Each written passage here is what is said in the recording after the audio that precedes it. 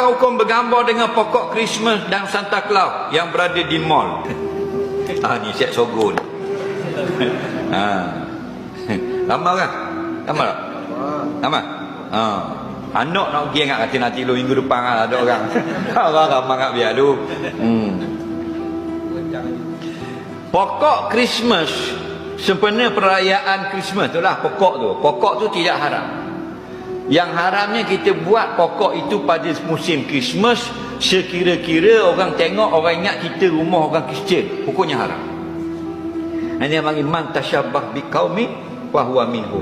Orang yang meniru suatu kaum, dia termasuk kaum itu. Apa maksud hadis tu, kena faham baik. Orang yang tiru orang kafir buat satu benda, bukan semata-mata tiru.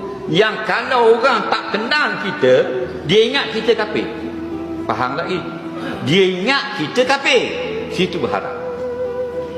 Jadi dia ambil pokok Christmas, dia buat malam 24, esok 25 Christmas. Malam ni dia bubuh pokok depan rumah, dia bubuh ngelapu-lapu belaka. Orang lalu lalang ingat kita Kristian. Situ haram. Faham lagi? Kalau bol takat pokok itu perhiasan di mall, mu bergambar dengan anak, tidak haram. Okey? Tak haram lagi.